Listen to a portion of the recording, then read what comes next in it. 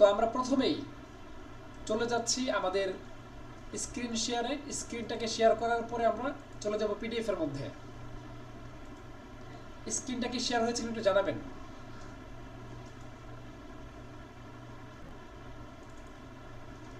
স্ক্রিনটা কি দেখা যাচ্ছে একটু জানাবেন সবাই। জি জি। আচ্ছা জি। ঠিক আছে, তাহলে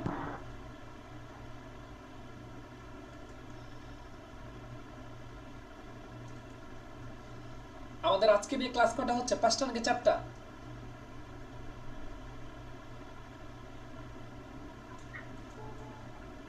5 নাম্বার ক্লাস। 5 number class. আচ্ছা সমস্যা নেই, তবে আমাদের পিডিএফটা আমরা খুব বেশি পিডিএফ বানাবো এমন না। দেখা যাবে যে আমাদের পিডিএফ গুলোর মধ্যে এমন হবে যে 10টা পিডিএফ এর মধ্যে আমাদের নাওটা শেষ হয়ে যাবে ইনশাআল্লাহ। আমরা এইভাবেই সাজানোর চেষ্টা করছি।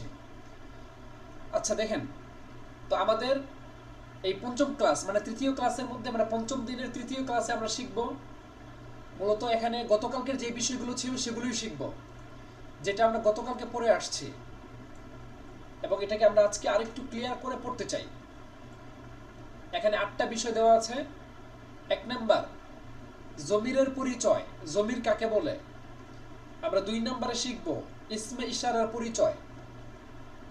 3 নম্বরে শিখব ইসমে মাউসুলের পরিচয়। 4 নম্বরে শিখব আসমায়ে আফআলের পরিচয়। 6 নম্বরে শিখব আসমায়ে জুরুফে আসমায়ে আসওয়াতের পরিচয়। 6 নম্বরে থাকছে আসমায়ে জুরুফের পরিচয়। 7 নম্বরে আসমাউল কিনায়াত এবং 8 নম্বরে আল মুরাক্কাবুল বিনাই। এই প্রত্যেকটা বিষয়ে কিন্তু আমাদের গতকালকে আলোচনা হয়েছে। এই জন্য আশা করি আজকে খুব বেশি একটা আলোচনা করতে হবে না ইনশাআল্লাহ।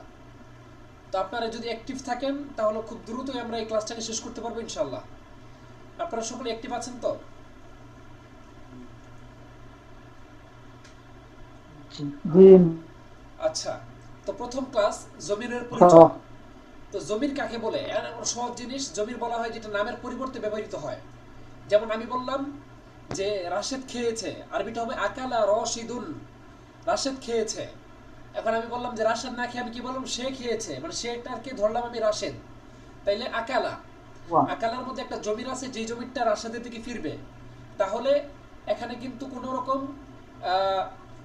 কি বলে এটা নাম ব্যবহৃত হয় নাই। ব্যবহৃত হয়েছে কি, ধরেন আপনি একটা জমির আছে হুয়া জমির, যদি আমরা ভেঙে বলি তাহলে বলতে হবে যে হুয়া আকালা, সে খেয়েছে। তাহলে আমরা নামের পরিবর্তে কি ব্যবহৃত করলাম? হুয়া জমির ব্যবহার করলাম। ঠিক আছে, নামের পরিবর্তে আমরা হুয়া জমিটা ব্যবহার করলাম।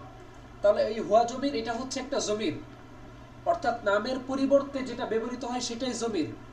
যেমন আমি বললাম যে রাশেদ খাবার খেয়েছে বা রাশেদ খাবার খেয়েছ। তারপর আমি কি বললাম? যে তুমি খাবার খেয়েছ। তো রাশেদের পরিবর্তে আমি বললাম যে আনতা আকালতা, বা আমি বললাম যে রাশেদ আলেম, রশিদুন আলিমুন, রাশেদ আলেম। কিন্তু আমি পরবর্তীতে বললাম যে সে আলেম, হুয়া আলিমুন। তাহলে রাশেদের পরিবর্তে আমরা যে হুয়া শব্দটা ব্যবহার করলাম, এই হুয়াটাই হচ্ছে জমির। অর্থাৎ নামের পরিবর্তে যেটা ব্যবহার করা হয় সেটাই জমির। আপনাদের কি জমির বিষয়টা ক্লিয়ার হয়েছে? নামের পরিবর্তে যেটা আসবে সেটাই জমির। জি। যেমন সে, তুমি, সে, তারা, তোমরা, এগুলো হচ্ছে জমির। এখন আমরা দেখব জমির হচ্ছে 5 প্রকার। জমির হচ্ছে 5 প্রকার। এর মধ্যে প্রথম প্রকারের নাম হচ্ছে জমিরে মারফুয়ে মুত্তাসিল। 2 নম্বর জমিরের নাম হচ্ছে জমিরে মারফুয়ে মুনফাসিল। 3 নম্বর জমিরের নাম হচ্ছে জমিরে মানসুবে মুত্তাসিল। 4 নম্বর জমিরের নাম হচ্ছে জমিরে মানসুবে মুনফাসিল। এবং 5 নম্বর জমিরের নাম হচ্ছে জমিরে মাজরুরে মুত্তাসিল। এই 5 প্রকার জমির। 5 প্রকার জমির কি কি সেটা আমরা একটু আলোচনা করে ইনশাআল্লাহ আমরা জমির আলোচনাটা একটু সংক্ষিপ্ত করে দিব। আচ্ছা, তো জমির এর মধ্যে প্রথম প্রকার যে জমিটা সেটা হচ্ছে জমিরে মারফুয়ে মুত্তাসিল। অর্থটা আমি একটু বলবো, আপনারা খেয়াল করবেন। জমির মানে হচ্ছে সর্বনাম, মারফু মানে হচ্ছে পেশ বিশিষ্ট, মুত্তাসিল মানে যেটা ফেলের সাথে মিলিত। অর্থাৎ এমন একটা সর্বনাম যেই সর্বনামটা ফেলের সাথে মিলিত হবে এবং সেই জমিটা মারফু মানে পেশ অবস্থায় থাকবে। যেমন দেখেন দরবা, আপনারা একটু বলেন তো দেখি দরবা অর্থ কি? সে প্রহার তাহলে করেছিল। সে প্রহার করেছে। এখানে দরবার মধ্যে একটা জমির আছে না, সে, সে প্রহার করেছে, যে হুয়া। একটা জি। জমির। ওই জমিরটা কিন্তু দরবার মধ্যে লুকায়িত আছে, ঠিক না? তাহলে দরবা হচ্ছে একটা ফেল, জি। এটার মধ্যে একটা জমির আছে, তাহলে ওই জমির নাম হচ্ছে মুত্তাসিল। কেন? সেটা লুকায়িত আছে। আর যেহেতু দরবা সে প্রহার করেছে, যে প্রহার করে বা যে কাজটা করে তাকে বলা হয় ফাইল। আর আমরা জানি ফাইল হয় পেশ বিশিষ্ট, এই জন্য বলা হচ্ছে এখানে মারফুউন, যে জমিটা আছে সেটা পেশ বিশিষ্ট অবস্থায় আছে, যদিও জমিটা দেখা যাচ্ছে না। মানে এমন একটা জমির আছে যেই জমিটা ফেইলের সাথে মুত্তাসিলুন মিলিত আছে, এবং যেই জমিটা মারফুউন পেশ বিশিষ্ট অবস্থায় আছে। আপনারা কি বিষয়টা বুঝতে পেরেছেন? মানে এমন একটা জমির যেই জমিটা ফেইলের সাথে পেশ বিশিষ্ট অবস্থায় লুকায়িত আছে। এটা কি বুঝতে পেরেছেন আপনারা? জি। তাহলে দরবার মধ্যে একটা জমির আছে, পরে দরবা এটার মধ্যে একটা জমির আছে, অর্থাৎ হুমা জমির আছে, তারা দুইজন পুরুষ প্রহার করেছে। দরবু এটার মধ্যে একটা হুম জমির লুকায়িত আছে, যে তারা সকল পুরুষ প্রহার করেছে।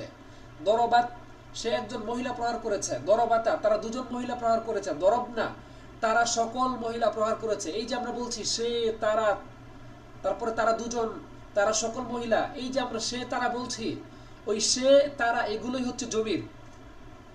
এবং এই জমিটা যেহেতু ফেলের সাথে মিলিত মানে লুকায়িত আছে, অতএব এই জমিকে বলা হয় মুত্তাসিলুন। কারণ আমরা জানি মুত্তাসিলুন অর্থ হচ্ছে সম্পৃক্ত।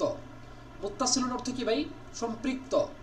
অর্থাৎ যেই জমিটা ফেলের সাথে সম্পৃক্ত মিলিত, ওই জমিটাকেই বলা হয় জমিরে মারফুয়ে মুত্তাসিল।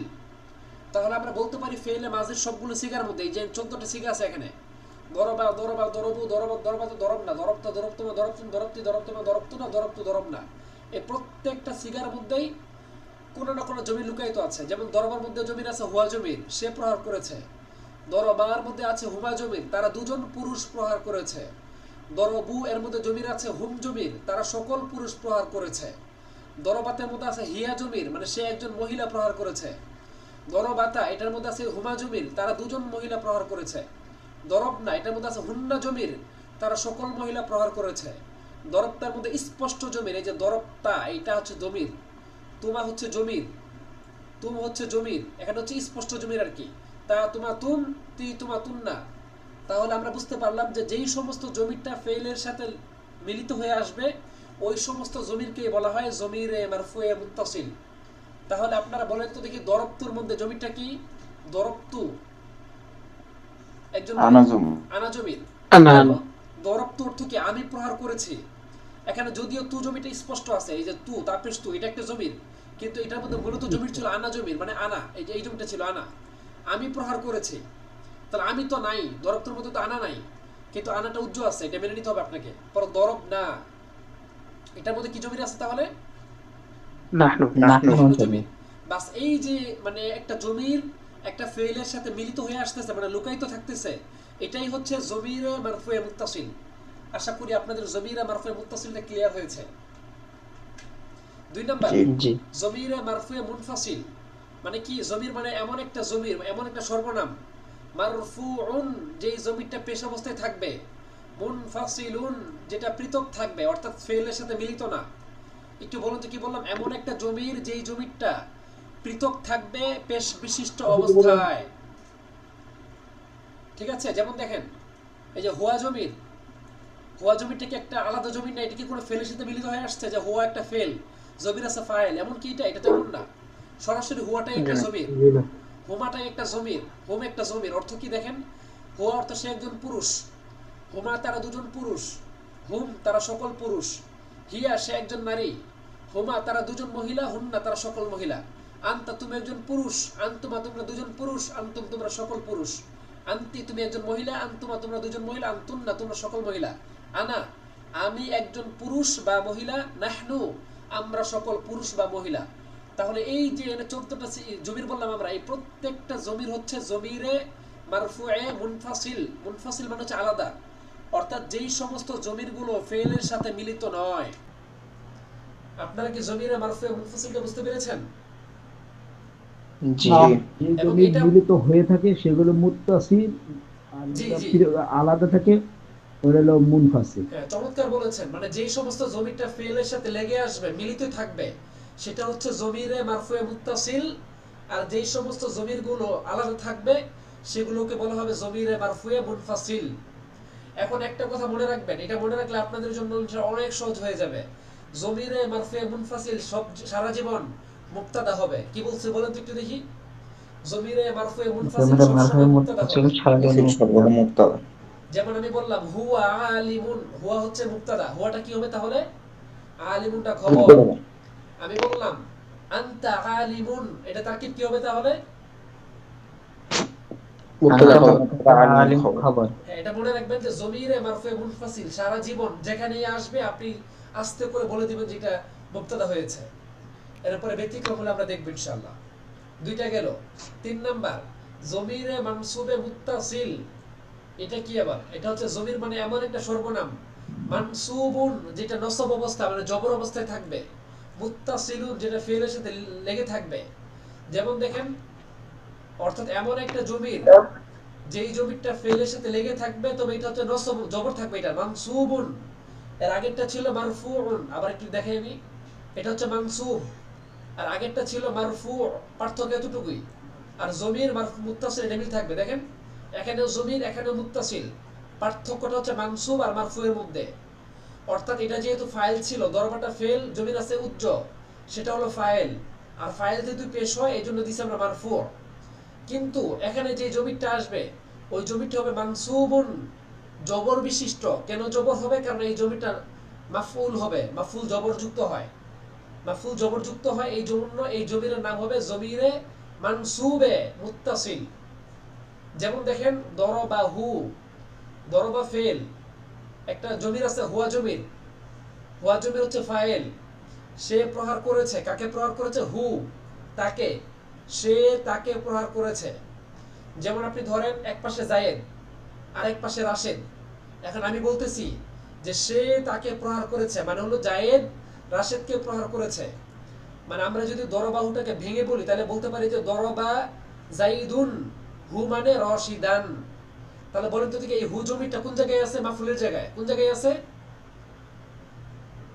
মাফউলের জায়গায়। হুটা আছে মাফুলের জায়গায়, আর মাফুলটা যেহেতু জবরযুক্ত হয়, আর জবরকে আরবিতে বলা হয় মানসুবুন, এই জন্য আমরা বলবো যে হু জমিরের নাম হচ্ছে জমিরে মানসুবে মুত্তাসিল। কেন? এটা এমন একটা জমির যেই জমিটা মাফুলের জায়গায় থাকার কারণে মানসুব জবরযুক্ত হচ্ছে, এবং সেই জমিটা মুত্তাসিলুন ফেলের সাথে লেগে আসছে, দরবার পরেই হু চলে আসছে। তাহলে এমন একটা জমির যেই জমিটা নসবযুক্ত হবে এবং সেটা ফেলের সাথে মিলিত হয়ে আসবে, এই সমস্ত জমিরকে, যে হু জমির, পরে দেখেন হুমা জমির, পরে হুম জমির, এই সমস্ত জমিরকে বলা হবে জমিরে মানসুবে মুত্তাসিল। আপনারা কি বিষয়টা বুঝতে পেরেছেন? জি। আবার বলি একটু তাহলে, যেই জমিরটা আপনার ফেলের সাথে লেগে আসবে, এটা তো একটা সহজ কথা। দেখেন হুটা ফেলের সাথে মিলিত হয়ে আসছে, এই যে হু জমির, এই যে দরবা, দরবা ফেল আর হু জমিরটা মাফুল।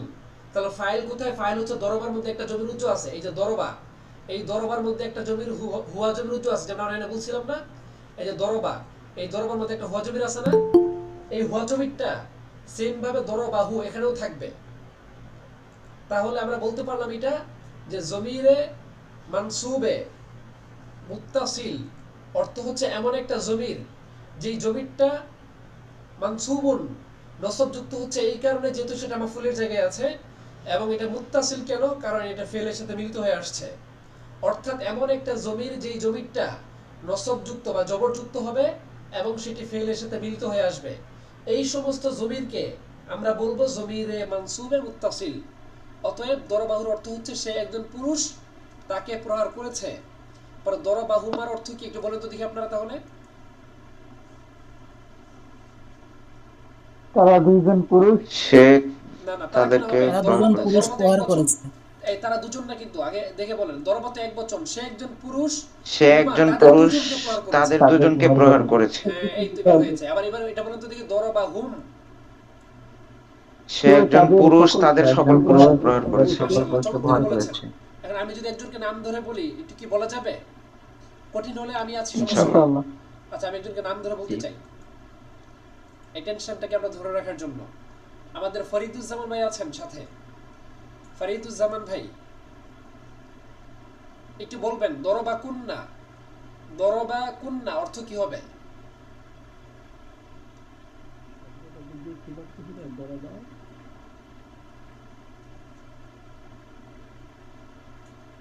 শব্দটা আবার বলে। দরবা কুন্না, দরবা কুন্না অর্থটা কি হতে পারে?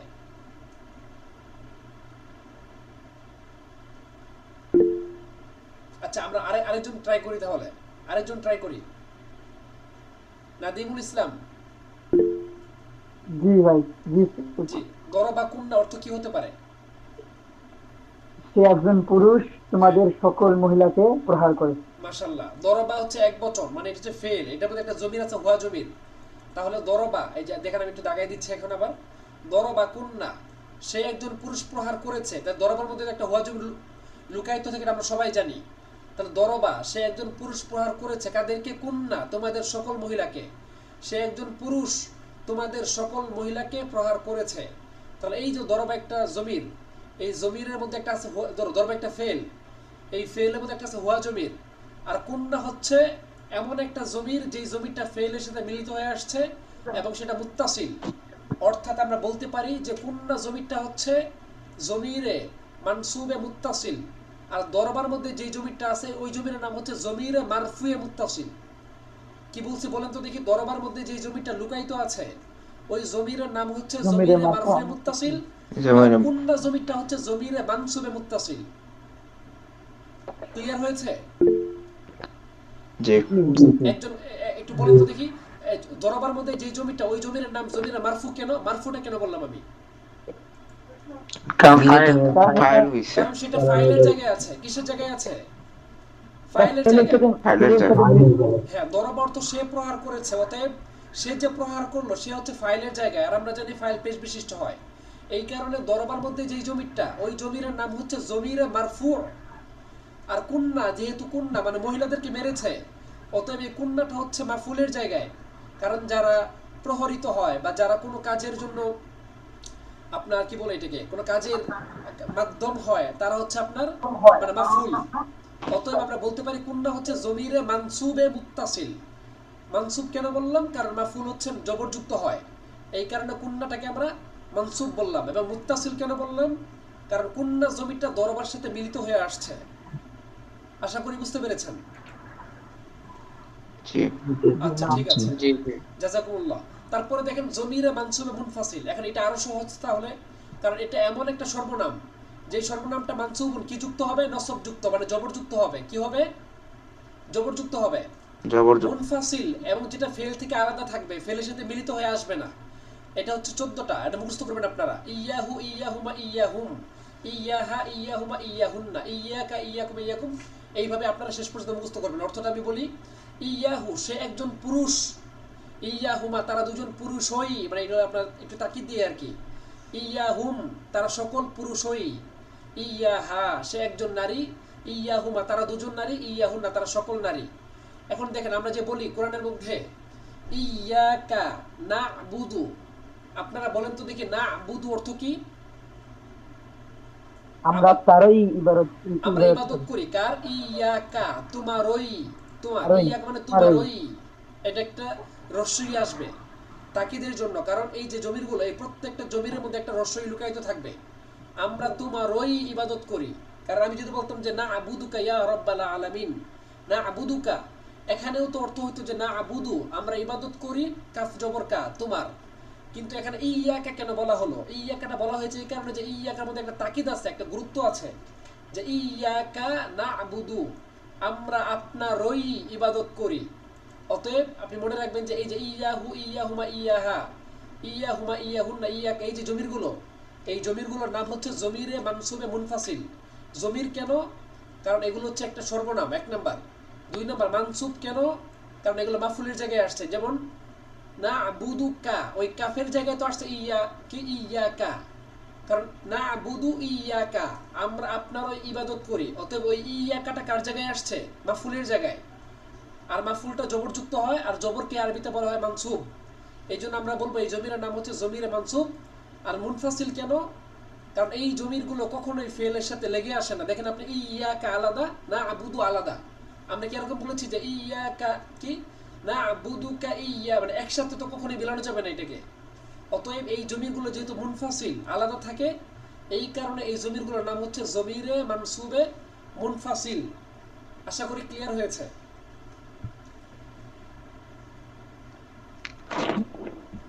তারপরে হচ্ছে জমিরে মাজরুরে মুত্তাসিল, এটা আরো সহজ। এটা মানে কি, যে জমির হচ্ছে এমন একটা সর্বনাম, মানে জমির মানে কি, জমির মানে হচ্ছে সর্বনাম, মানে যেটা নামের পরিবর্তে ব্যবহৃত হয়। তাহলে তাহলে এটা এমন একটা জমির মাজরুরুন যেটা জেরযুক্ত হবে, এবং মুত্তাসিলুন যেটা হরফুল জারের সাথে মিলিত হয়ে আসবে। যেমন দেখেন লাম হরফুল জার, হু হইল মাজরুর। কেন? লাম হরফুল জার কি দেয়? পরবর্তী শব্দকে জের দেয়। যেমন আমরা বললাম, যেমন আমি বললাম লিকিতাবিন একটি বইয়ের জন্য, বা লিরশিদিন রাশিদের জন্য।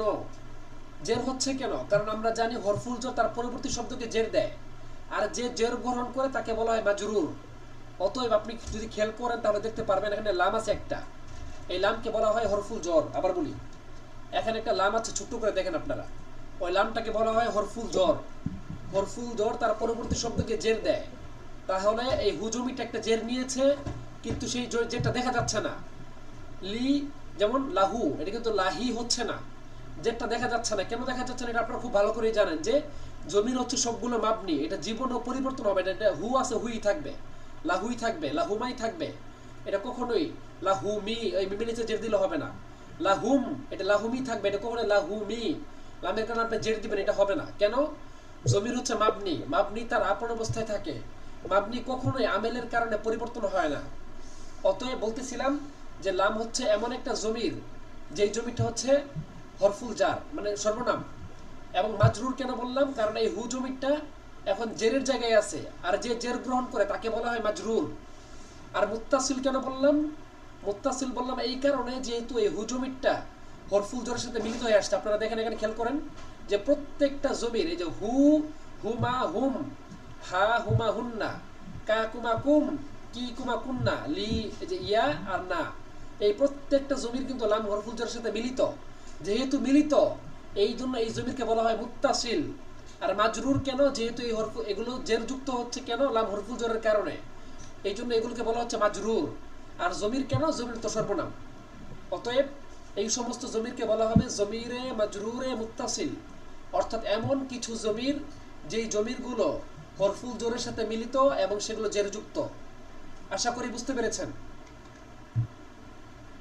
জি। আচ্ছা, জি। ঠিক আছে। এখন কথা হচ্ছে যে এই যে 5 প্রকার জমির গেল, এই প্রত্যেকটা জমির হুবহু মুখস্থ করে ফেলতে হবে। ঠিক আছে? এটা মুখস্থ করা জানি, বিকল্প কোনো পথ নাই।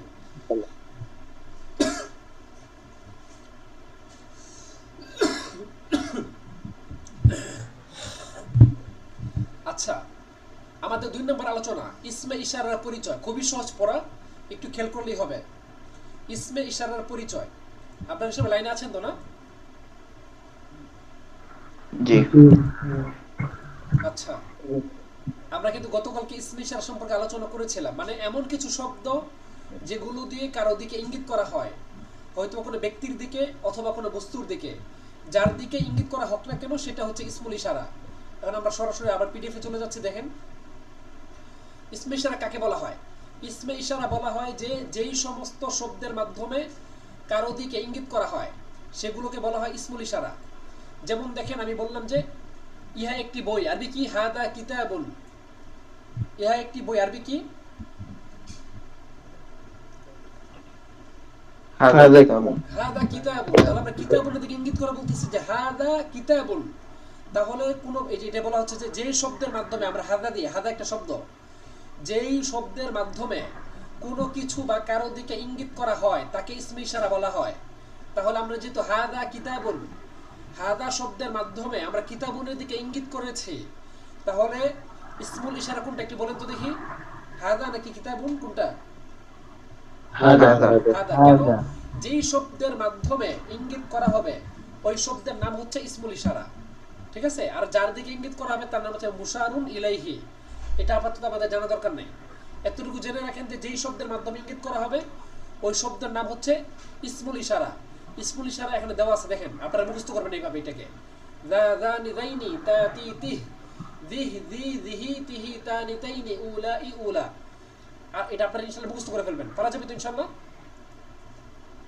ইনশাআল্লাহ।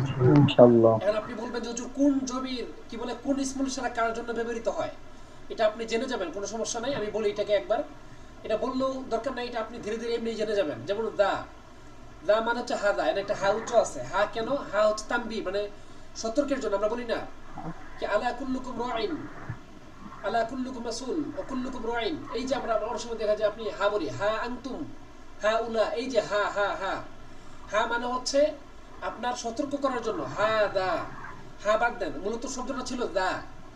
আমরা যে সারাদিন বলি হা দা, শব্দটা মূলত কি ছিল? শুধুমাত্র দা ছিল। কি ছিল? দা ছিল। পর আমরা বলি না কি হাদানি কিতাবানি, এই যে দানি বলি আমরা, মূলত দানি ছিল। এটা মূলত একটা হা লাগানো হয় কেন? ইঙ্গিত করার জন্য এবং সতর্ক করার জন্য, যে হা দা, হা হা মানে আপনার ইঙ্গিত করার জন্য এবং সতর্ক করার জন্য। তারপর ধরেন আপনি দাইনি, আমরা কি বলি? হা দাইনি। ওই যে হা, দেখেন আপনি আপনাদের কাছে মানে আপনাদের কাছে আনকমন লাগতেছে যে দা দানি দাইনি, এমন কেন? আমরা তো পড়েছি হা দা হা দি দালিকা তিলকা, মিলে না তো? মিলতেছে। সেটা কি? শুধুমাত্র একটা হা উজ্জ আছে এখানে। এই হাটা আপনার সতর্কের জন্য আনা হয় এবং সেটা ব্যবহৃত হয়। কিন্তু ইসমুল ইশারা মূলত দাটা ইসমুল ইশারা। এই দানে দা দানি দাইনি তা তি তি, মূলত এগুলোই ইসমুল ইশারা। কিন্তু শুরুতে হা আনা হয় কেন? সতর্ক করার জন্য। হাটা কেন আনা হয় ভাই? বিশেষ করে সতর্ক হা ও করার জন্য। তানবীর সতর্ক হায়ে করার তানবি, জন্য। হ্যাঁ একটা হা আছে, আমরা সামনে পড়বো ইনশাল্লাহ। হায়ে তানবি, সতর্ক করার জন্য। আচ্ছা ঠিক আছে, তাহলে এই জন্য আপনারা ইনশাল্লাহ এই সমস্ত শব্দগুলো মুখস্থ করবেন। এবং সহজ করে বলি আরো, যতগুলো দেখবেন যে তা নাই, তা ছাড়া পুরুষের জন্য, আর যেগুলোতে তা আছে এগুলো মেয়েদের জন্য। যেমন আপনি যখন মেয়ে যাচ্ছে হেঁটে, আপনি বলবেন তা নিকা এমরা তা নেই, দুইটা মেয়ে দেখলে। আবার যদি একটা মেয়ে দেখেন তাহলে তিম র আহ হাকাদা। তো মানে যে সমস্ত শব্দের মধ্যে তা দেখতেছে এগুলো মেয়েদের জন্য, আর যে সমস্ত শব্দের মধ্যে দেখেন তা নাই, শুধুমাত্র দি দিহি তিহি, এই যে দিহি পর্যন্ত আবার ছেলেদের জন্য, তিহি তা তাই নেই, তা দেখলেই মনে করবেন যে মেয়েদের জন্য, আর তাছাড়াগুলো ছেলেদের জন্য। আর উলা এই দুইটা ছেলে মেয়ে দুজনের জন্য ব্যবহৃত হয়। যেমন উলাইকা আলা হুদাম মির রাব্বিহিম, এই যে উলাই, এটা হচ্ছে উলাইকা। কা আসছে কেন? এটাও আপনার জমিরের জন্য। মানে উলাইকা, এটা কাফটা বললাম না যে কাফ পরে হা, এই সবগুলোই আনা হয় আপনার মূলত আর একটু সতর্ক করার জন্য, ইঙ্গিত করার জন্য। আচ্ছা ঠিক আছে, তবে একটা কথা মনে রাখবেন, এটা যে এগুলো যদিও দিয়েছে এখানে, এগুলো খুব বেশি ব্যবহৃত হয় না। ব্যবহৃত হয় চারটায়, হাদা দালিকা, ধরো হাদা হাদিহি দালিকা তিলকা, এবং উলা উলা। এই চার পাঁচটা যদি ভালো করে মনে থাকে বাস এনাফ ইনশাল্লাহ। ঠিক আছে, আশা করি আপনাদের ইসমুল ইশারাটা ক্লিয়ার হয়েছে। অর্থাৎ এমন কিছু শব্দ যেই শব্দগুলোর মাধ্যমে কোনো ব্যক্তি বা বস্তুর দিকে ইঙ্গিত করা হয়। পারা যাবে তো ইনশাল্লাহ? ইনশাল্লাহ। তারপরে 3 নাম্বার, ইসমে মাউসুলের পরিচয়। এটা আরো সহজ। ইসমে মাউসুল কাকে বলা হয়? ইসমে মাউসুল বলা হয় যেই শব্দ দিয়ে কিছু বা কাউকে সংযুক্ত করা হয়। আমি একটু বাংলাতে আগে বলি। যেমন আমি বললাম কি, গতকাল আমি এটা বলছিলাম যে আমি আমাদের বাড়িতে এমন একজন ছাত্র এসেছে যে আপনার ভাই লাগে। তাহলে এই যে আমি একটা যে বললাম, বলেন তো দেখি, তাহলে আমার বাড়িতে যিনি আসছে সে আপনার ভাই, সে কি এক জিনিস না? আপনার ভাই যে, আবার সেই তো আমার বাড়িতে আসছে। তাহলে যে আমার বাড়িতে আসছে সে আপনার ভাই। বা আমি যদি আরো সহজ করে বলি যে আমার বাড়িতে আজকে ওই ব্যক্তি এসেছে যাকে আপনি গতকাল দেখেছেন, তাহলে গতকাল আপনি যাকে দেখেছেন সেই তো আমাদের বাড়িতে আসছে, তাই না? এটা বলা হচ্ছে এখানে জি। যে যেই শব্দের মাধ্যমে কিছু বা কাউকে সংযুক্ত করা হয়। যেমন দেখেন আল্লাযী, আল্লাযী মানে হচ্ছে যে, ওই যে আমি বললাম যে আমাদের বাড়িতে ওই ব্যক্তি এসেছে যাকে, এই আল্লাযী মানে হচ্ছে যে এবং যাকে, দুইটা অর্থই হয়। যাকে আপনি গতকাল দেখেছেন, তাহলে এই যে আল্লাযী চলে আসছে, এটা যাকে। আল্লাহ দাইনি, যে, আল্লাযী অর্থ হচ্ছে যে বা যাকে। আল্লাহ দানি, এটা অর্থ হচ্ছে যারা বা যাদেরকে। আল্লাহ দাইনি, এটা অর্থ হচ্ছে যাদেরকে বা যারা, এরকম আর কি। আর যেগুলোর মধ্যে তা নাই, এই যে আল্লাহ দি, এগুলো হচ্ছে পুরুষের জন্য। আর আল্লাহতি, যেগুলোর মধ্যে তা আছে, তা আল্লাহতি, আল্লাহ তান, আল্লাহ তাইনি, আল্লাহতি, আল্লাহওয়াতি। যেগুলোর মধ্যে দেখবেন যে তা আছে সেগুলো মেয়েদের জন্য ব্যবহৃত হয়। আর যেগুলো দেখবেন যে তা নাই, আল্লাহ দি, আল্লাহ তান, আল্লাহ দাইনি, আল্লাহ দিনা, সেগুলো ছেলেদের জন্য। কথা বুঝতে পেরেছেন? যেগুলোতে তা নাই সেগুলো ছেলেদের জন্য, আর যেগুলোতে তা আছে সেগুলো মেয়েদের জন্য ব্যবহৃত হবে। তো সহজ কথা হলো এটাই, যে আমরা যখন একটা উদাহরণ দিব যে ইন্নী রাআইতু আর-রাজুল আল্লাযী ক্বাদ মাশা বাইনা ইয়াদাইকা, যে ইন্নী রাআইতু আর-রাজুল, আমি দেখেছি এমন একজন ব্যক্তিকে, আল্লাযী, যিনি, দেখছেন, আমি এমন একজন ব্যক্তিকে দেখেছি যিনি মাশা বাইনা ইয়াদাইকা, আপনার সামনে দিয়ে হেঁটে গেছে। তাহলে আমি এমন একজন ব্যক্তিকে দেখেছি যে আপনার সামনে দিয়ে হেঁটে গেছে। তাহলে যেই ব্যক্তি আপনার সামনে দিয়ে হেঁটে গেছে ওই ব্যক্তি এবং আমি যাকে দেখেছি ওই ব্যক্তিকে এক জিনিস না, এক না? একই। কিন্তু আমি এমন ব্যক্তিকে দেখেছি যে আপনার সামনে দিয়ে হেঁটে গেছে, তাহলে কি হলো? এই যে আল্লাহ দিয়ে আসছে, দেখেন ইন্নী রাআইতু আর রজুল আল্লাযী, এই যে আল্লাহ দিয়ে আসছে মানে যাকে। তো এটাই বল, এটা আপনার সামনে আরো ক্লিয়ারলি বুঝতে পারবেন যখন আমরা ইজরা করাবো ইনশাআল্লাহ। তো এটা বলতে চাইলাম যে যেই সমস্ত শব্দের মাধ্যমে পূর্ববর্তী বাক্যের সাথে সংযুক্ত স্থাপন করা হয় তাকে বলা হয় ইসমে মাউসুল। কি বলেছি বলুন, এটা বলেন তো একটু দেখি। যেই সমস্ত শব্দের মাধ্যমে, বলেন। যে সমস্ত শব্দের মাধ্যমে পূর্ববর্তী শব্দ সংযুক্ত করা হয় তাকে ইসমে মাউসুল ইসমে বলে। মাউসুল বলে। মাশাআল্লাহ, চমৎকার বলেছেন।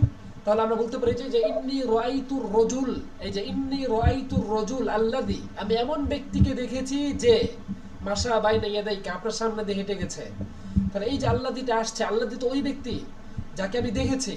তো এটাই বলতেছে যে আল্লাযী শব্দটি তার পূর্ববর্তী বা তার আগের বাক্যের সাথে সম্পর্ক রাখে। আশা করি ক্লিয়ার হয়েছে ইনশাআল্লাহ। এটা সামনে আরো ক্লিয়ার হবে। এটা হচ্ছে আপনার প্র্যাকটিস লাগবে, এখন প্রচুর পরিমাণে ইজরা করাতে হবে।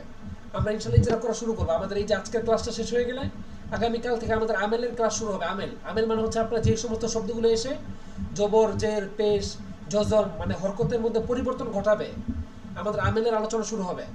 আমাদের আমেলের আলোচনা শেষ হয়ে গেলে আমরা ইনশাআল্লাহ ইজরাতে চলে যাব।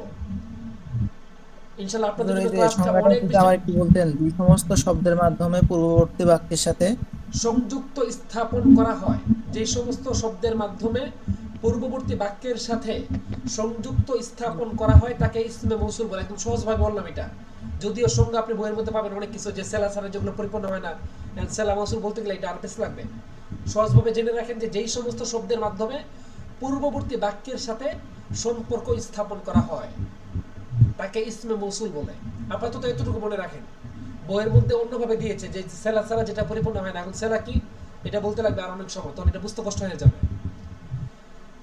আচ্ছা, তাহলে বলছিলাম যে আমাদের এই যে আজকের যে আলোচনাগুলো চলতেছে, আজকের আলোচনার পরে আমাদের আগামীকালের আলোচনা আসবে আপনার আমেল, অর্থাৎ যেই সমস্ত শব্দগুলো শব্দের শেষে জবর, জের, পেশের মধ্যে পরিবর্তন ঘটায় সেগুলো আমরা আলোচনা শুরু করবো ইনশাআল্লাহ। সেই আলোচনাগুলো শেষ হতে না হতেই ইনশাআল্লাহ আমরা ইজরাতে চলে যাব। ইজরাতে আমরা কোরআন থেকে ইজরা করাবো, হাদিস থেকে করাবো এবং গল্প থেকে করাবো, এবং পাশাপাশি আপনাদের যদি আগ্রহ থাকে যে কোনো কিতাব থেকে আমরা কিছু সময় ইজরা করাবো। তো যেটা ইনশাআল্লাহ আমাদের আরবি জগৎকে আরো বেশি প্রাণবন্ত করবে, আরো বেশি সহজ করবে ইনশাআল্লাহ। তো সেই জন্য ইনশাআল্লাহ আগামী ক্লাসগুলো আরো বেশি প্রাণবন্ত হতে চলছে। সেই জন্য আপনারা সবাই অনেক বেশি অ্যাক্টিভিটির সাথে অ্যাটেন্ড করবেন ইনশাআল্লাহ।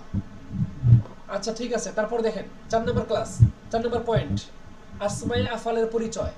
আমরা শিখে গেলাম কি কি? তাহলে আমরা শিখে গেলাম জমির সম্পর্কে আলোচনা, শিখলাম ইসমে ইশারার পরিচয় এবং শিখলাম ইসমে মাউসুলের পরিচয়। এখন আমরা আলোচনা করব আসমায়ে আফআলের পরিচয়। গতকালকে আমি বলেছিলাম যে এমন কিছু ইসিম আছে যেগুলো ফেলের অর্থ দেয়, সেগুলোকে বলা হয় আসমায়ে আফআল। আসমায়ে আফআল কাকে বলে দেখেন, আমি সংজ্ঞাটা দিয়েছি খুবই সহজ করে, একটু পড়লেই হবে। দেখেন, যেই ইসিমটা ফেল না হয়েও ফেলের অর্থ দান করে তাকে ইসমে ফেল বলে। অনেক সহজ না ভাই? যেই ইসিমটা ফেল না হয়েও ফেলের অর্থ দেয় সেটা হচ্ছে কি ইসমে ফেল। এটা জমা হচ্ছে আসমাউল আফআল, এক বচন হচ্ছে ইসমুল ফেইলি। আচ্ছা, এই যে ইসমুল ফেল, এই ইসমুল ফেলটা 3 প্রকার। ইসমুল ফেলটা কয় প্রকার ভাই? এটা আওয়াজ করে বলবেন, কয় প্রকার? 3 প্রকার। 3 প্রকার। 3 প্রকার। এর মধ্যে 1 নাম্বার প্রকার হচ্ছে আপনার আল আমরুল হাদির, অর্থাৎ এমন কিছু ইসিম আছে যেই ইসিমগুলো আপনার ফেলের অর্থ দেয়, সেগুলোর মধ্যে 1 নম্বর হচ্ছে আমরুল হাদির, অর্থাৎ আমরের অর্থ দেবে। আমরের অর্থ কি? আদেশ করা। যেমন ইফআল, তুমি করো, এরকম আদেশ দিবে। যেমন দেখেন এই যে রুয়াইদা, অর্থ কি? অবকাশ দাও। এটা আমরের অর্থ না? অর্থাৎ আমহিল, তুমি সুযোগ দাও। পরে বালহা, বালহা বিমানে উত্তরুক, এই যে আমরের থেকে দেখেন উত্তরুক, তুমি ছেড়ে দাও। পরে হাইয়া হাল, অর্থ হচ্ছে বিমানা আতি বা ইতি, আসো। পরে আলাইকা বিমানা হুজ, আঁকড়ে ধরো, এই যে আমরের অর্থ। পরে হালুম্মা বিমানা হাতি বা ইতি, আসো। এবং হা, হা মানে সাবধান হও, বা মানে বলতে হবে তানাব্বাহ, সাবধান হও। তাহলে এই দেখেন আপনি এখানে রুয়াইদা, বালহা, হাইয়া হাল, আলাইকা, হালুম্মা, হা, এই প্রত্যেকটা শব্দ হচ্ছে আপনার ইসিম, কিন্তু ইসিম হওয়া সত্ত্বেও সেগুলো অর্থ দিচ্ছে ফেলে। সাবধান হও, আসো, আঁকড়ে ধরো, আসো, ছেড়ে দাও, অবকাশ দাও। দেখছেন এই যে প্রত্যেকটার মধ্যে একটা আদেশের অর্থ, এই যাও, ছেড়ে দাও, ওকে ধরো, আসো, সাবধান হও। এই যে দেখেন প্রত্যেকটা শব্দই আমরের অর্থ দিচ্ছে, আদেশের অর্থ, অথচ রুয়াইদা বালহা হাইয়াহাল আলাইকা হালুম মাহা শব্দগুলো ইসিম, অর্থ দিচ্ছে কিসের? আদেশের, মানে আমরের। তো এটাই বলা হচ্ছে যে এই সমস্ত শব্দগুলোকে বলা হয়, এই সমস্ত শব্দগুলোকে বলা হয় আপনার কি বলে এটাকে? ইসমে ফেল। মানে এমন কিছু ইসিম যেগুলো ইসিম হওয়া সত্ত্বেও ফেলের অর্থ দিবে। আপনাদের কি ইসমুল ফেলের মধ্যে আমরুল হাদির বিষয়টা ক্লিয়ার হয়েছে? তিন প্রকারের মধ্যে প্রথম প্রকার বললাম এটা, আল আমরুল হাদির। এটা কি ক্লিয়ার হয়েছে? জি। আচ্ছা, তারপরে আমাদের দ্বিতীয় নম্বর যে প্রকারটা সেটা হচ্ছে ফেলে মাদি। আচ্ছা, এটা আমরা একটু পরে আসতেছি, কারণ একটু একজন মনে হয় ক্লাসে অ্যাটেন্ড করতে যাচ্ছে।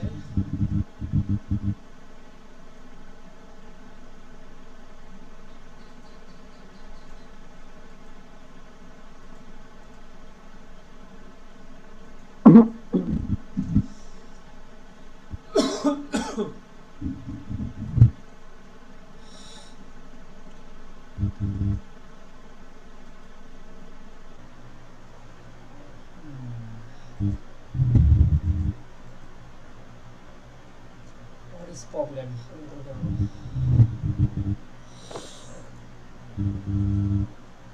আচ্ছা, ঠিক আছে তাহলে।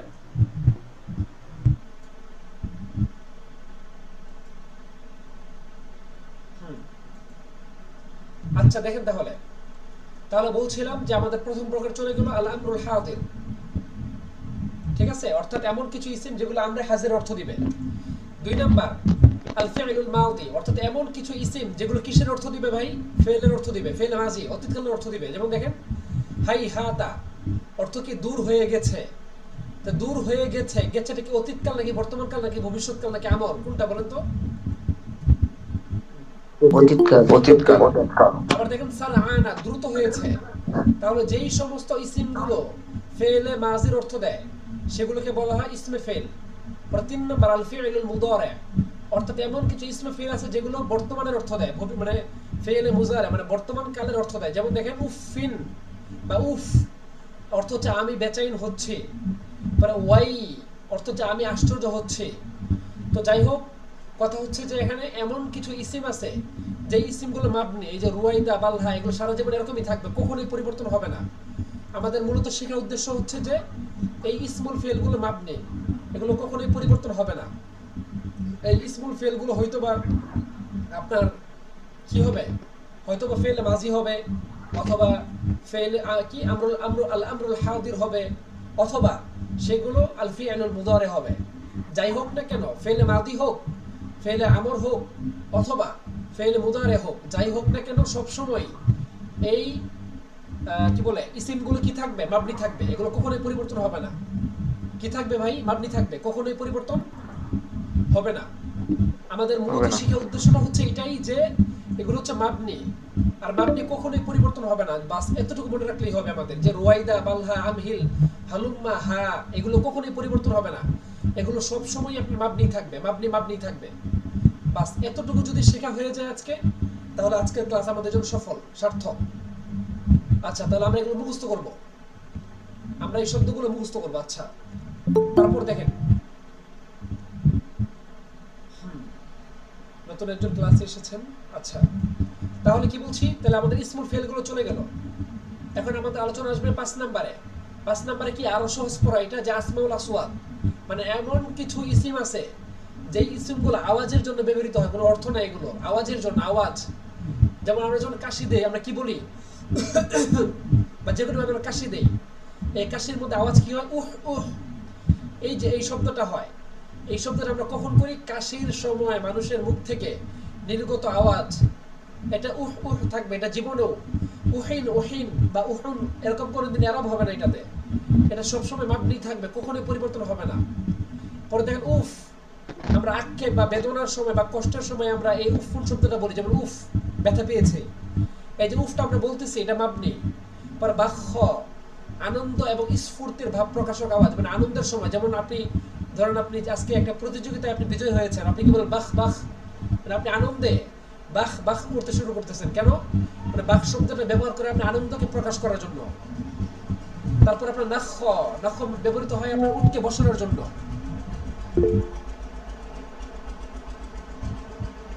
আচ্ছা, একজন আমাদের হোয়াটসঅ্যাপ গ্রুপে লিখেছেন যে আমাদের সবাই যদি মিউট করতেন ভালো হতো। আমরা যদি একটু মিউট করে দিই ভালো হয়, একটু সচেতনতার সাথে সবাই মিউট করি, দেখা যায় যে একসাথে হোয়াটসঅ্যাপ গ্রুপ। ফরিদুজ্জামান ভাই মিউট করে দেন। আচ্ছা,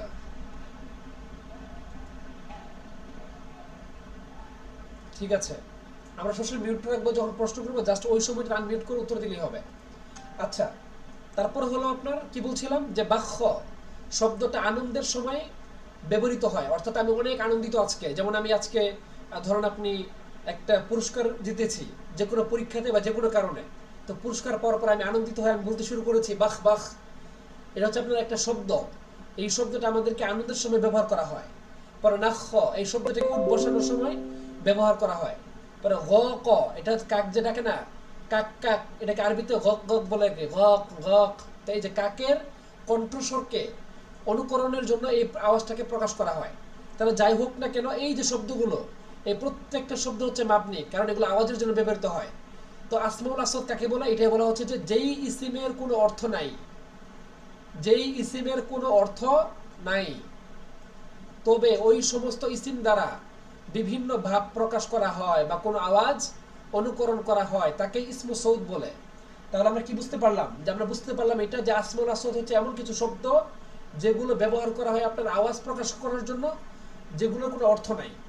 আর এই সমস্ত শব্দগুলো হচ্ছে মাবনি, অতএব আমরা এগুলো মুখস্থ করব। উহ উহ কাশির সময়, উফ আক্ষেপের সময়, বাক্ষ আনন্দের সময়, নাখ উঠকে বসানোর সময়, গ ক কাকের কণ্ঠস্বরকে নকল করার জন্য। এই যে শব্দগুলো, এই শব্দগুলো হচ্ছে মাবনি। অতএব আমাদেরকে মনে রাখতে হবে এই সমস্ত শব্দ কখনোই পরিবর্তনশীল না, এই সমস্ত শব্দ কখনোই পরিবর্তনশীল না, কখনোই পরিবর্তন হবে না। অতএব এটা মনে রাখতে হবে যে এই শব্দগুলো মাবনি, এগুলো কখনোই পরিবর্তন হবে না। আশা করি ক্লিয়ার হয়েছে। জি। আচ্ছা, 6 নাম্বার আসমায়ে জুরুফ। আসমায়ে জুরুফ কি? আসমায়ে জুরুফ হচ্ছে যে এমন কিছু ইসিম যেগুলো আপনার স্থান বা কাল বুঝাবে। একদমই সহজ, দেখেন আসমায়ে জুরুফ দুই প্রকার, অর্থাৎ এমন কিছু ইসিম যে ইসিমটা কাল বুঝাবে, অর্থাৎ কোনো কাল, অতীতকাল, বর্তমানকাল, ভবিষ্যৎকাল, কোনো কাল বুঝাবে, এটাকে বলা হয় আসমায়ে জুরুফ। আসমায়ে জুরুফ দুই প্রকার, জরফে জামান অর্থাৎ সময় বুঝাবে, জামান মানে কাল, মানে কালকে বুঝাবে, অথবা জরফে মাকার কোনো স্থান বুঝাবে। উদাহরণ দিলে বুঝবেন, উদাহরণগুলো আমরা নিচে দিয়েছি দেখেন। এই যে ঈদ অর্থ কি? যখন। ইদা অর্থ যখন, মাতা অর্থ কখন, কাইফা অর্থ কিভাবে, আইয়ান অর্থ কখন। তাহলে আপনি বলেন তো দেখি, যখন যখন কখন কিভাবে, গতকাল, যেহেতু যেহেতু, কখনোই, পরিবর্তে। তাহলে এই সমস্ত শব্দ আগে পরে, এগুলো কি বুঝাচ্ছে? স্থান নাকি কাল? এগুলো কি বুঝাচ্ছে বলেন তো দেখি, স্থান নাকি কাল? কাল। কাল। যেহেতু এগুলো কাল বুঝাচ্ছে, তাহলে এগুলোর নাম কি হবে? আসলে এর কি জরফে জামান কি জরফে মাকান? জরফে জামান। জামান। কেন? জামান। যেহেতু এগুলো কাল বুঝাচ্ছে, অতএব এগুলো জরফে জামান। আবার অপর দিকে দেখেন, শেষে 4টা শব্দ আছে, হাইসু কুদ্দামু তাহতা ফাওকা। হাইসু মানে কি? যেখানে। আচ্ছা আচ্ছা, হাইসু বাদ দেন, কুদ্দাম তাহতা ফাওকা, আচ্ছা হাইসু বাদ দেন, যেখানে না দিয়ে, আচ্ছা যেখানে, অবশ্যই যেখানে। পরে কুদ্দাম মানে সামনে, তাহতা মানে নিচে, ফাওকা মানে উপরে। আপনি বলুন তো দেখি, এই 4টা শব্দ এটা কি স্থান বুঝাইছে নাকি কাল বুঝাইছে? সামনে, উপরে, নিচে, যেখানে মন চায় সেখানে, এগুলো কি স্থান নাকি কাল? স্থান। স্থান। অতএব এগুলোকে বলা হবে জরফে মাকান। এই যে দেখেন আমি এখানে দিয়েছি, আবার আপনারা এই জায়গাটা মুখস্থ করবেন, দেখেন এইভাবে মুখস্থ করবেন যে জরফে জামান হচ্ছে এগুলো। ইদ ইদা মাতা কাইফা আইয়ান আমসি মুযমুনদু কত্তু আউদু ক্বাবলু বা'দু, আমি এগুলো এখানে দিয়েছি, আবার নিচে দিয়েছি এই কারণে অর্থটাকে দেওয়ার জন্য, যেন আপনাদের অর্থটাও আপনাদের মুখস্থ করে ফেলতে পারেন। পর 2 নাম্বার জরফে মাকান। জরফে মাকান কি? অর্থাৎ যেই ইসিমটা স্থান বুঝাবে, অর্থাৎ দেখেন হাইসু কুদ্দামু তাহতা ফাওকা, যেখানে, সামনে, উপরে, নিচে। এই যে অর্থগুলো আমরা নিচে দিয়েছি, যেন আপনারা অর্থগুলো সুন্দর করে মুখস্থ করতে পারেন। তাহলে আমরা বুঝতে পারলাম এই যে জরফে জামান হোক আর জরফে মাকান হোক, যাই হোক না কেন, এই সবগুলো মাবনি। আমাদের উদ্দেশ্য কি ভাই বলুন তো একটু দেখি? জরফে জামান হোক অথবা জরফে মাকান হোক, সবগুলোই কি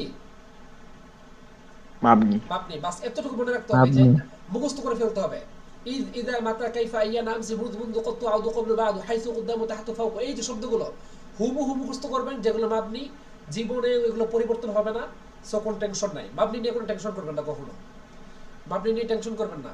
মাবনি নিয়ে টেনশন করবে আপনার যাদের মুখস্থ হয় না বা যারা মুখস্থ করতে চায় না, অলস টাইপের, তারা হচ্ছে মাবনি নিয়ে টেনশন করবে। আর আপনার অনেক বেশি অ্যাক্টিভ, সেটা আমি খুব ভালো করেই জানি ইনশাআল্লাহ। আচ্ছা, তাহলে বলছি, তারপরে আমাদের আলোচনা শেষ মোটামুটি অনেকটাই। 7 নম্বর আলোচনা, আসমাউল কিনায়া। আপনি অর্থের দিকে তাকান। আসমা মানে এমন কিছু ইসিম, কেনায়া মানে হচ্ছে ইঙ্গিত, মানে যেই সমস্ত ইসিমের মাধ্যমে কেনায়া ইঙ্গিত দেওয়া হয়। যেমন আমি বলি না ভাই আজকে যেই খাবার খাইছি, আজকে এতগুলো খাবার খাইছি, এই যে এত এত, পরে রাশেদ আমাকে এমন এমন কথা বলছে। আপনি বলেন তো আমরা কি এগুলো ব্যবহার করি না বাংলাতে, যে রাশেদ আমার সাথে এমন এমন কথা বলেছে, আমরা এগুলো বলি নাকি বলি না? জি। পরে আমরা আবার এইভাবে বলি আমি আজকে এমন এমন খাবার খেয়েছি, এই যে এমন এমন, যেমন যেমন, কেমন কেমন, তেমন তেমন, এই যে শব্দগুলো আমরা ব্যবহার করছি, এই শব্দগুলো হচ্ছে আপনার কি বলে এটাকে, এই শব্দগুলো হচ্ছে আপনার আসমাউল কিনায়া। এখন আপনি এখান পরের দিকে তাকান, যে আসমায়ে কেন হচ্ছে 4টা, আরো আছে, আপনি 4টা মুখস্থ করবেন আপাতত। আসমাউল কিনায়া কাম কাদা কাইতা দাইতা, এই 4টা মাবনি, এই 4টা কখনোই পরিবর্তন হবে না। কাম কাদা কাইতা দাইতা সারা জীবন এইভাবেই থাকবে। এটা হচ্ছে প্রথম কথা। 2 নম্বর কথা, যে আসমায়ে কেনায়া কাকে বলে? আসমায়ে কেনায়া বলা হয় ইঙ্গিতমূলক শব্দকে আসমায়ে কেনায়া বলে, অর্থাৎ যেই সমস্ত শব্দের মাধ্যমে ইঙ্গিত দেওয়া হয়। যেমন ইঙ্গিত কি, ইঙ্গিত 2 প্রকার। কিছু কিছু ইঙ্গিত দেওয়া হয় সংখ্যার মাধ্যমে। দেখেন সংখ্যার ইঙ্গিতের জন্য, যেমন আমি এমন এমন মাছ কিনেছি, আর বললি ভাই আজকে এই বড় বড় মাছ, মানে আমরা বুঝাই, হাত দিয়ে বুঝাই আমরা। দেখেন আপনি আমার একটু হাতের দিকে তাকান, তাহলে ক্লিয়ার হবে। আমরা কি বলি আজকে আজকে আমরা এমন এমন মাছ ধরেছি, মানে কি অনেক বড় বড় মাছ, অনেক বেশি মাছ, আমরা যে কোনো একটা কিছু কিন্তু বুঝাই। তাহলে এই যে এমন এমন, যেমন যেমন, এগুলো হচ্ছে আপনার সংখ্যার জন্য। যেমন দেখেন ইশতারাইতু কাযা কাযা সামাকান, আমি এমন এমন মাছ কিনেছি। পরে দরবতু কাযা কাযা, আমি এমন এমন মেরেছি, মানে মারলাম। তাহলে এই যে এমন এমন, এই শব্দগুলো হচ্ছে আপনার ইঙ্গিতের জন্য, আর এই শব্দগুলোকে বলা হয় আসমাউল কিনায়া। অতএব আসমাউল কিনায়া হচ্ছে মাবনি, এগুলো কখনোই পরিবর্তন হবে না। দেখেন দরবতু কাযা কাযা, আবার ইশতারাইতু কাযা কাযা, সারা জীবন কাযা কাযাই থাকবে। এটা ইশতারাইতু হোক শুরুতে, হরফুল জোর হোক, ইন্না হোক, যাই হোক না কেন, সারা জীবন কাদা কাদাই থাকবে, এটা কোনোদিনও পরিবর্তন হবে না। কেন? এগুলো হচ্ছে মাবনি, মাবনি কখনোই পরিবর্তন হয় না। ক্লিয়ার হয়েছে? একটু জানাবেন। জি। জি। 2 নম্বর হচ্ছে আপনার কথার ইঙ্গিতের জন্য। এটা তো গেছে সংখ্যার ইঙ্গিত, এটা হচ্ছে কথার ইঙ্গিত। যেমন কি বললো, কলা রশিদুন কাইতা কাইতা, রাশেদ এই বললো। রাশেদ, আপনি ধরেন আমি তো এখানে বসে আছি, রাশেদ এসে কানে কানে আমাকে কিছু কথা বললো। তো আপনারা আমার স্টুডেন্ট, আপনারা আমাকে জিজ্ঞেস করলেন হুজুর রাশেদ কি বললো কানে কানে, আমি বললাম এই বলছে আর কি, এই হাবিজাবি বলছে আর কি, এই যে এই বললাম, আমি যে বললাম এই যে এই বলছে, এটাই হচ্ছে আপনার কলা রশিদুন কাইতা কাইতা, এই যে বলছে আর কি হাবিজাবি, কাইতা কাইতা। তাহলে এটা হচ্ছে আপনার কথার ইঙ্গিতের জন্য, যে রাশেদ এমন এমন বলছে। কলাত ফাতিমা তো দাইতা দাইতা, ফাতিমা ওই ওই মানে এরকম এরকম বলছে আর কি, ওই ওই মানে এরকম এরকম বলছে। তাহলে এই যে আমরা ইঙ্গিত দিয়ে বলি এরকম এরকম, এমন এমন, তেমন তেমন, এই সমস্ত শব্দগুলো হচ্ছে আপনার আসমাউল কিনায়া। আর মনে রাখবেন ভালো করে যে আসমাউল কিনায়া হচ্ছে মাবনি, সো এগুলো হচ্ছে কখনোই পরিবর্তন হবে না। আপনি নিশ্চিত থাকবেন এগুলো মাবনি কখনোই পরিবর্তন হবে না, অতএব এগুলো নিয়ে চিন্তা করার কোনো কারণ নেই। আশা করি আপনাদের আসমাউল কিনায়া এটা মোটামুটি ক্লিয়ার হয়েছে। আজকের আলোচনার একদম শেষ প্রান্তে আমরা পৌঁছে গিয়েছি, এবং সর্বশেষ আলোচনা হচ্ছে আসমাউল কিনায়ার মধ্যে সর্বশেষ আলোচনা হচ্ছে আপনার আল মুরাক্কাবুল বিনাই। আজকের আলোচনা সর্বশেষ আলোচনা আল মুরাক্কাবুল বিনাই। অনেক সংজ্ঞা আপনারা দুনিয়াতে পাবেন, একদম সহজ করে যেটা দিয়েছে আপাতত এটা নিয়েই আপনারা চলবেন। সেটা হচ্ছে আল মুরাক্কাবুল বিনাই হচ্ছে ভিন্ন অর্থ প্রকাশক দুটি ইসিমকে একাকার করে, একাকার মানে একসাথে করে একটি ইসিম বানানোই যদি হয়, তাহলে আপাতত আপনারা মুরাক্কাবে বিনাই মেনে নেবেন। যেমন দেখেন, আপনি এটা আমি ব্র্যাকেট দাগ দিয়ে দিই, যে ভিন্ন অর্থ প্রকাশক, দুইটা শব্দ, দুইটাই ভিন্ন অর্থ বুঝায়, এই দুইটাকে মিলে যদি আপনি একটা ইসিম বানান, আপনি সেটাকে আল মুরাক্কাবুল বিনাই বলবেন। যেমন দেখেন, লাইলুন মানে কি, একটু বলেন তো দেখি, লাইলুন মানে কি? রাত। রাত। রাত। নাহার মানে হচ্ছে দিন। এখন আমি যখন বললাম যে লাইলা নাহার একসাথে বলবো আমি, তখন এটা হয়ে যাচ্ছে 24 ঘন্টা। দেখেন রাত দিন মিলে হয়ে যাচ্ছে কি এখন 24 ঘন্টা। তাহলে এই যে দুইটা শব্দ মিলে আমরা একটা শব্দ হয়ে গেল লাইলা নাহার। আগে তো ছিল লাইলুন মানে রাত আর নাহার মানে দিন, কিন্তু এখন আমরা যখন লাইলা নাহার একসাথে বললাম, তখন হয়ে গেল কি রাত দিন, মানে 24 ঘন্টা। অতএব দুইটা শব্দ মিলে এখানে কি একটা ইসিম হয়েছে নাকি হয় নাই? হয়েছে। হয়েছে। তো ওইটাই যে দুইটাই দেখেন, লাইলুন একটা শব্দ, নাহার আর একটা শব্দ, এই দুইটা শব্দ মিলে তো এখানে একটা ইসিম হইছে, অর্থাৎ রাত দিন মানে 24 ঘন্টা। তো বলা হচ্ছে এটাই যে দুইটা শব্দ মিলে ভিন্ন অর্থ প্রকাশক। আমার একটু দেখা দেখেন, ভিন্ন অর্থ প্রকাশক, লাইলুন অর্থ একটা, নাহার অর্থ আরেকটা। তাহলে ভিন্ন অর্থ প্রকাশক দুইটা ইসিমকে যদি একটা ইসিম বানানো হয় তাহলে সেটা হচ্ছে আল মুরাক্কাবুল বিনাই। তাহলে আমরা বলতে পারি লাইলুন অর্থ রাত, নাহার অর্থ দিন, রাত দিন মিলে হয়ে গেল 24 ঘন্টা। তাহলে এই রাত দুইটা শব্দ মিলে আমরা একটা ইসিম বানালাম, অতএব এটা হচ্ছে আল মুরাক্কাবুল বিনাই। তারপরে দেখেন তিসআতুন মানে 9, আশার মানে 10, তা 9 আর 10 কত? 19। তাহলে আগে ছিল 9 আর 10, এখন আমরা তিসআতে আশা দুইটা মিলে হয়ে গেল একটা ইসিম, 19 হয়ে গেল। পর আগে ছিল আহাদুর মানে 1, আশার মানে 10, এখন দুইটা মিলে কি হয়ে গেল? 11। তাহলে দুইটা ইসিম মিলে এখন একটা ইসিম হয়ে গেছে, 11 হয়ে গেল। পরে দেখেন সবাহ মানে সকাল, সকাল 12 ঘন্টা, 6 ঘন্টা আর কি, মানে কিছু সময় সকাল, আর মাসা হচ্ছে রাতের মানে সন্ধ্যা। তো সকাল সন্ধ্যাকে আমরা কি বলি? 12 ঘন্টা বা 24 ঘন্টা বলা যেতে পারে, সমস্যা নেই। সকাল সন্ধ্যা 24 ঘন্টা বলা যায়, 12 ঘন্টা বলা অন্য হিসেবে। যেমন সকাল ফজরের পর থেকে আপনার 10টা পর্যন্ত সকাল ধরা হয়, আবার সন্ধ্যা 5টা থেকে নিয়ে 8টা পর্যন্ত মানে সন্ধ্যা ধরা হয়। তো সেই হিসেবে আপনি 12 ঘন্টা বলতে পারেন। তো যাই হোক, এখানে লাইলা নাহার দুইটা ভিন্ন অর্থ প্রকাশক শব্দকে আমরা একটা ইসিম বানাইছি। পরে তিসআতা আশার দুটি ভিন্ন অর্থ প্রকাশক শব্দকে আমরা একটা ইসিম বানিয়েছি। অনুরূপভাবে আহাদা আশার দুটি ভিন্ন অর্থ প্রকাশক শব্দকে আমরা একটা ইসিম বানিয়েছি। এবং সবাহা মাসাকেও আমরা দুটি ভিন্ন অর্থ প্রকাশক শব্দকে আমরা একটা অর্থ বানিয়েছি। অতএব আপনি খেয়াল করবেন, যখনই দেখবেন যে দুটি ভিন্ন অর্থ শব্দকে একটি ইসিম বানানো হবে তাকে বলা হবে মুরাক্কাবে বেনাই, আর মুরাক্কাবে বেনাই হচ্ছে মাবনি। অতএব মুরাক্কাবে বেনাই নিয়ে কখনোই কোনো চিন্তা করার কারণ নেই। আশা করি আপনাদের মুরাক্কাবে বেনাইটা ক্লিয়ার হয়েছে। তাহলে আজকের আলোচনা ছিল জমির ছিল, ইসমুল ইশারা ছিল, ইসমা মাউসুল ছিল, আসমায়ে আফআল ছিল, এবং ছিল আসমাউল কিনায়া, এবং আরো অনেক কিছুই ছিল। আমাদের এখনই কি বলে ক্লাসটা কেটে যাচ্ছে, আমরা আরেকটা লিংক পাঠাচ্ছি 1 মিনিটের মধ্যে। তো আশা করি যতটুকু আলোচনা হয়েছে এই প্রত্যেকটা আলোচনার মাধ্যমে আপনাদের মাবনির বিষয়টা ক্লিয়ার হয়েছে। আপনাদেরকে মাবনিটা ক্লিয়ার হয়েছে? আলহামদুলিল্লাহ। এই মাবনিটা যদি কারো ক্লিয়ার হয়ে যায়, ওই সে যেন কখনোই মুরব নিয়ে চিন্তা না করে। কারণ আমি বলছি একটা কথা যে মাবনি হচ্ছে 15 প্রকার। এই 15 প্রকার ছাড়া আপনি যা পাবেন সামনে সবগুলো হচ্ছে মুরাব।